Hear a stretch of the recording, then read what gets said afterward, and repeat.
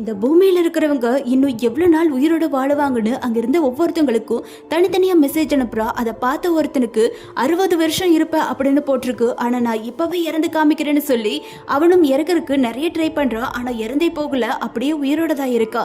அப்பதான் அங்க கார்ல போயிட்டு இருந்த ஒருத்தனுக்கு இன்னும் ஒரு செகண்ட்ல நீ இறந்து போயிடுவேன் அப்படின்னு மெசேஜ் வருது. அதை பார்த்து அவனும் எப்படி இறந்து போவேன்னு யோசிச்சு முடிக்கிறதுக்குள்ளே அங்க ஒரு ட்ரக் வந்து அவனோட கார்ல இடிச்சு அவனும் அந்த இடத்துலயே இறந்து போயிடறான். அப்படியே அங்க இருந்த ஒரு லேடியும் இன்னும் நீ 2 செகண்ட்ல இறந்து போயிடுவேன்னு காமிக்குது. அவளும் குளிச்சிட்டு இருக்கும் போது அங்கிருந்த எல்லா எலக்ட்ரிக் பவரையும் கட் பண்ணி விடுறா. எப்படியோ தப்பிச்சுன்னு நினைக்கும் போது அங்கிருந்த ஒரு பீர்வாவை மேல விழுந்து அந்த இடத்துலயே இறந்து போறா.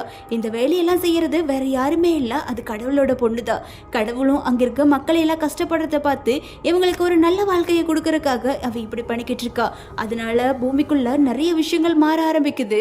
ஆயுசு நிறைய இருக்கிறவங்க பார்ட்டி வச்சு கொண்டாடுறாங்க, ஆயுசு கம்மியா இருக்கிறவங்க ரொம்ப சோகத்துல இருக்காங்க. அங்க இருக்க வாழ்க்கை தரமே மாறி போகுது. இதை பார்த்து அவளும் பூமிக்குள்ள வர அங்க ஆயுசு கம்மியா இருக்கிறவங்க ஒவ்வொருத்தரோட ஆசையும் நிறைவேற்ற ஆரம்பிக்கிறா. அங்க இருக்கிற வாழ்க்கை தரமே டோட்டலா மாற ஆரம்பிக்குது.